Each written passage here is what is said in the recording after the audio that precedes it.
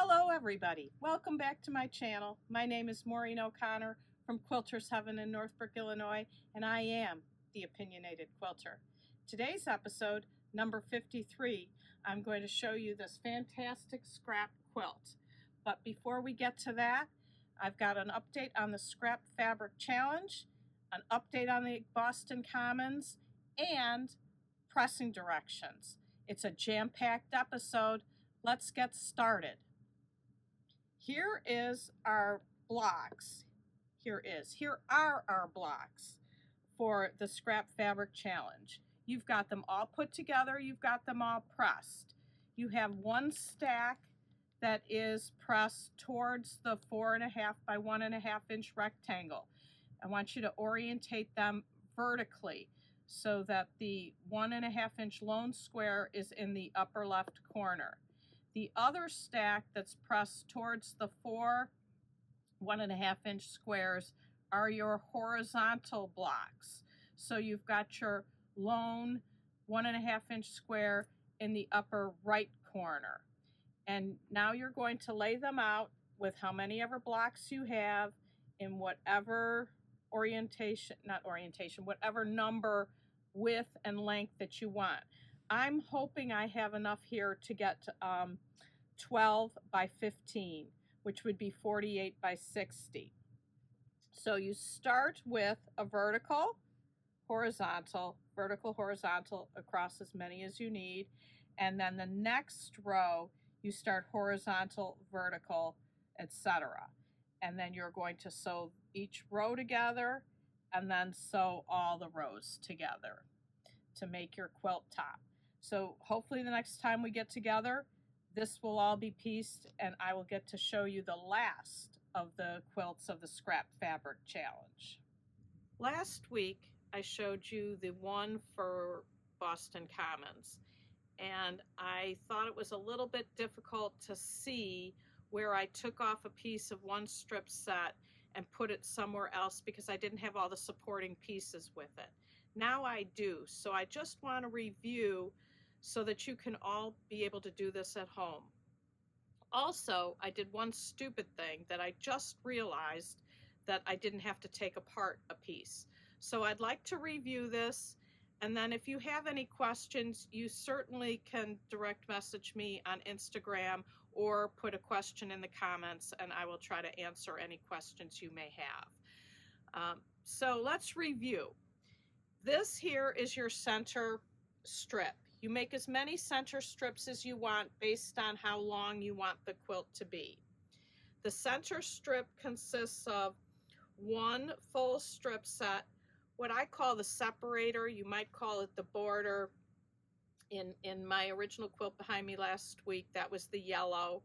Then you have a full strip set, one square of your separator, background, border, whatever you want to call it, and then a full strip set, separator again, full strip set. You make as many of those as you want.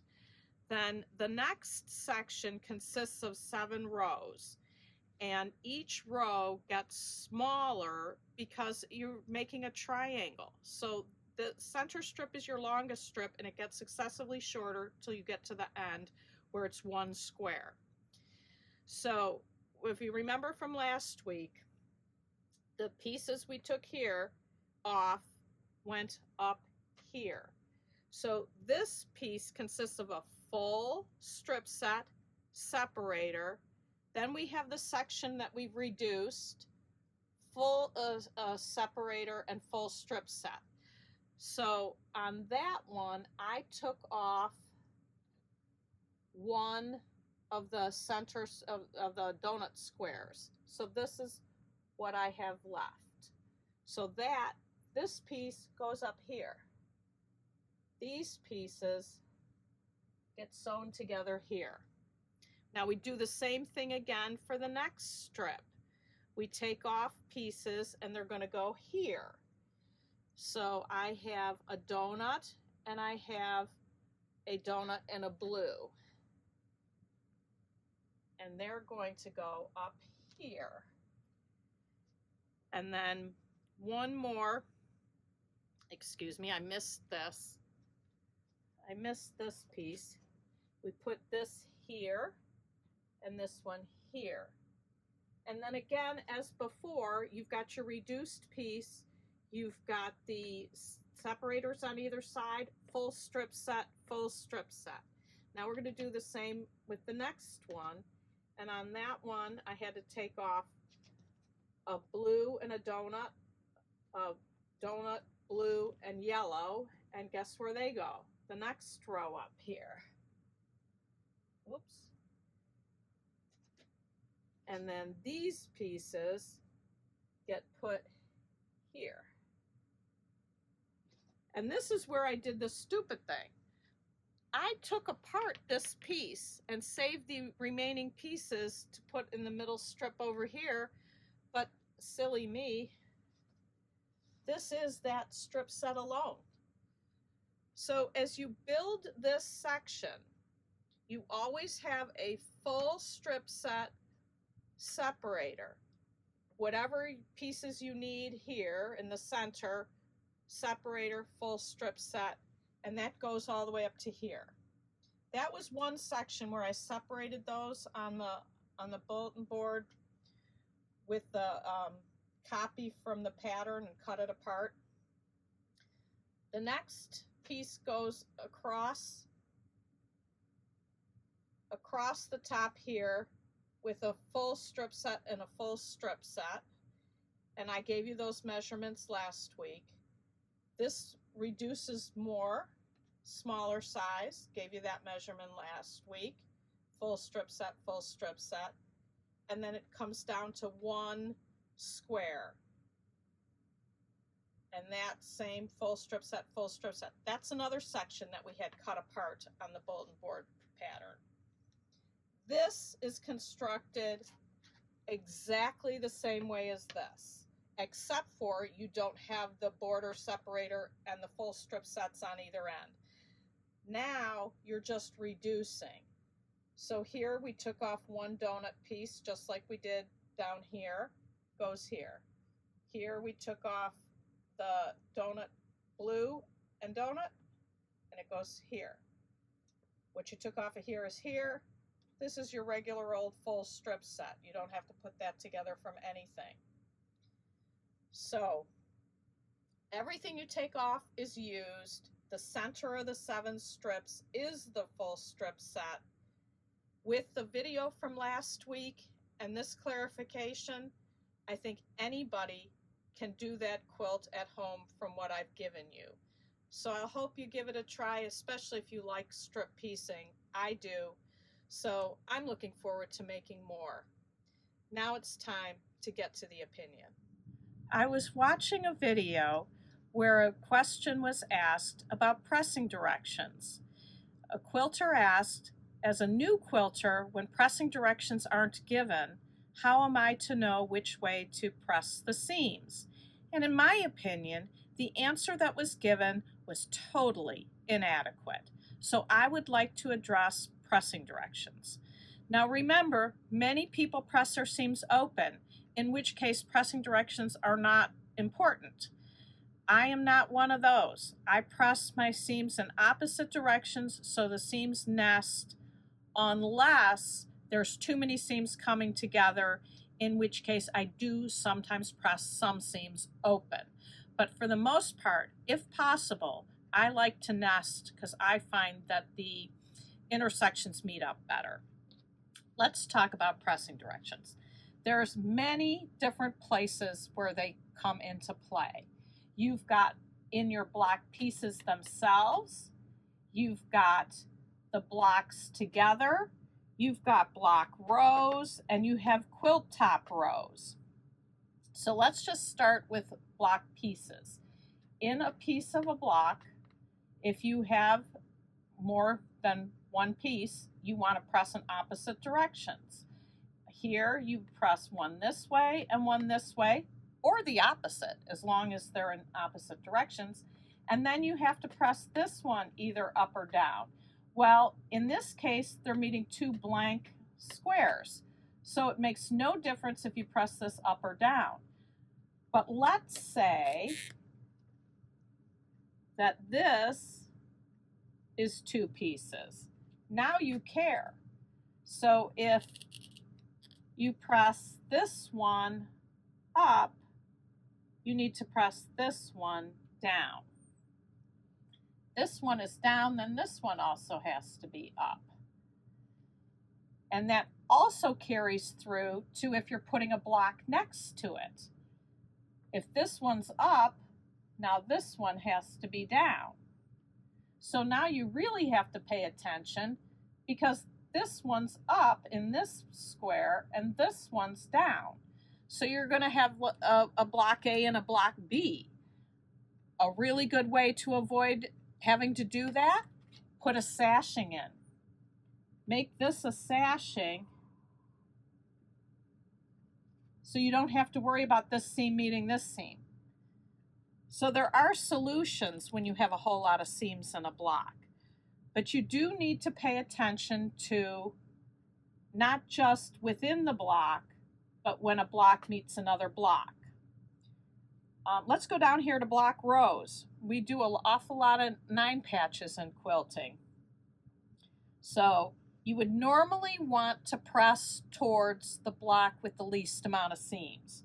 So say this was a piece block and this was a piece block. This is a piece block and this is piece block, piece block. These are alternate blank squares. You would press these towards the center. You'd press these away from the center, and you'd press these towards the center. Then all your seams will nest perfectly. You also have your quilt rows. Many times you have the same block over and over again. In that case, I like to press all my blocks this way or all my blocks this way, alternating.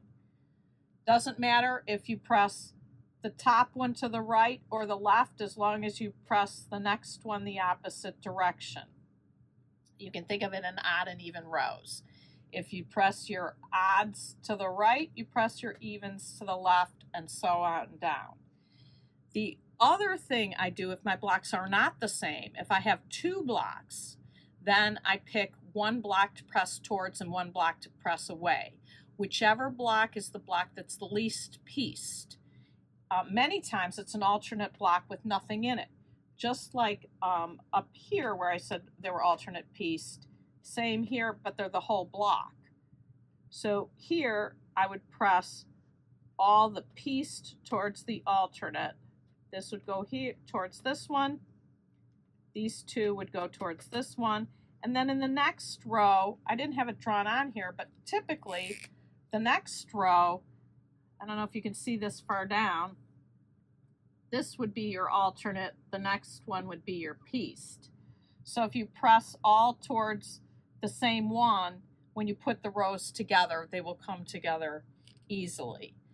Now, one thing I like to do when directions aren't given, and I'm not using a sashing that I then now don't have to worry about that. In this case, I do have to worry about it.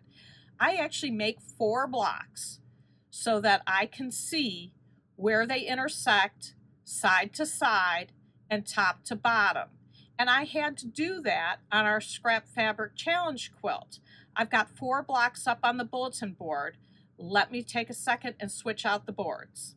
Many years ago, when I first made this Scrap Fabric Challenge quilt, it did not give pressing directions. So I had to figure it out.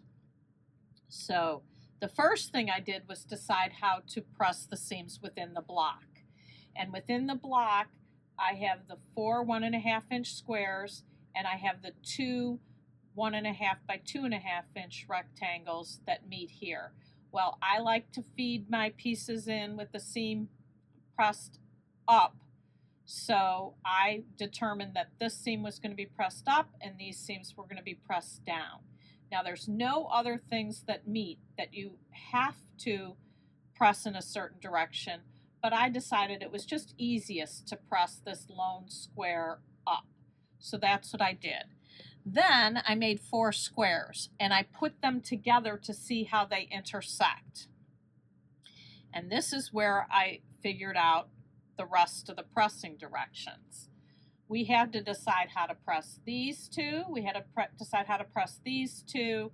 And then in the end, the last seam is the center seam, and which way were we going to press that.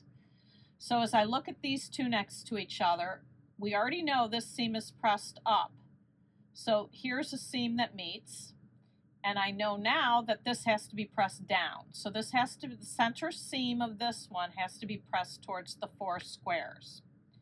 Now I come over here and look at this, and I see this is pressed up towards the lone square. So that means this piece, the 2.5-inch rectangles, have to be pressed towards the 4 squares. Where else do things meet? Right here.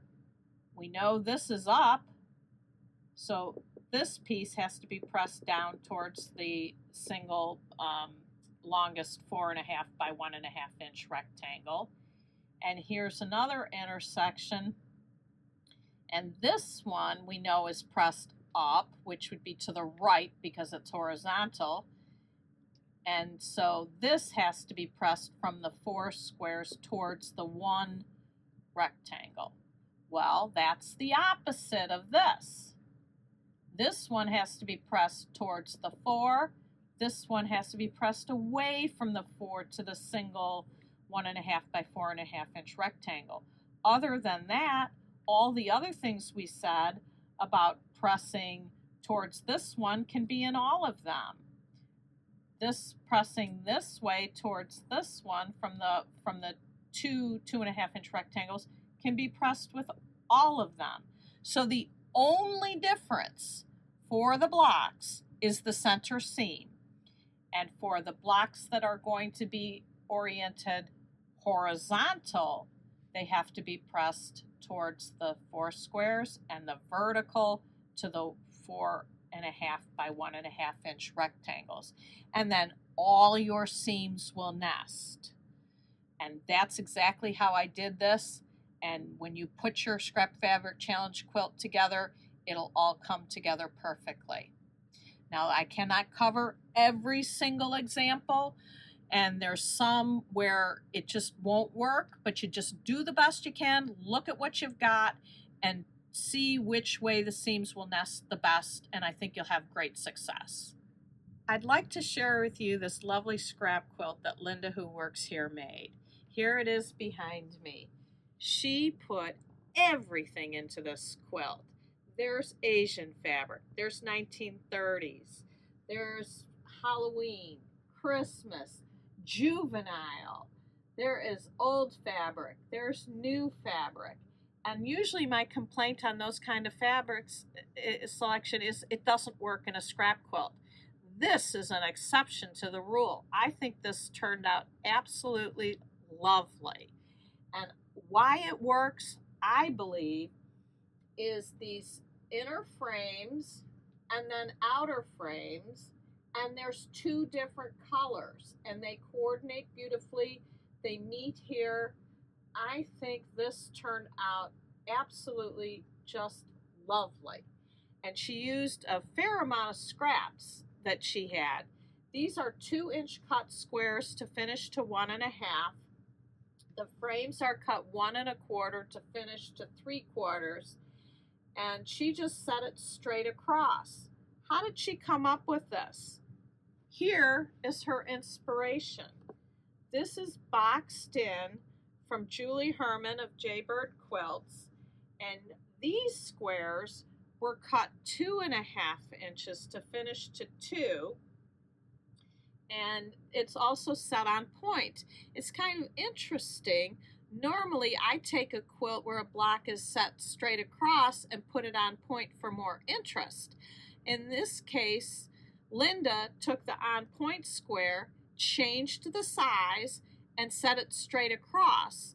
And by doing so, she simplified the construction, but simplified the math as well. These blocks finished to 12 inches. Linda's blocks finished to 9 inches. And in Julie's original pattern, she also used the 2.5-inch squares in the side setting. In this quilt, I did not. I think this one's beautiful too, but This is far less scrappy. This really had more of a color theme, color palette, and I think this worked, but her other one, her real scrappier version, worked really well. So let's go over the numbers if you're going through your scraps and you want to make this quilt. Each 9-inch finished block needs 20 2-inch squares. You also need for your frame per block 52 inches of 1 1/4 cut. Now, how do you know how many blocks your piece of fabric that you have, how many frames will that make? How many frames for one block will that make? So I just picked a number out of thin air. I picked 16.5 inches. Say you had a piece in your scrap pile. And so how would you do the math? You divide by 1 1/4, and that tells you you can get 13 strips of fabric full width. So 13 times 40 will give you the total number of inches that you will have. That's 520. Well, you need 52 inches. This number was just coincidental. I had no idea when I picked 16.5 inches that I was going to come up with 520, but it just happened that way. So divide by 52, and that tells you that you can get 10 blocks framed with that 16.5-inch piece of fabric. So you can decide what you have in your scrap heap if that will work for this quilt. You want to make more than 10 blocks with that piece of fabric, you're going to need more fabric. So say you're using a black. Well, you don't have to use the same black. If you have one 16.5-inch piece and another piece another length, width, and another piece another width, you can add those all together and do the same math and see if you can get enough blocks. But it's easy enough to do. Get out your 2-inch squares of any kind and then put them together with 2 colors for the frames. Set them across. Linda just did 5 squares by 5 squares. You can make yours as big as you want, depending on how many squares you have and depending on what kind of frames you have. But this is a super easy scrap quilt that you can make with anything in your scrap heap. That's it for today. I hope you enjoyed this video. If so, please like, share, and subscribe. And until next time, happy sewing.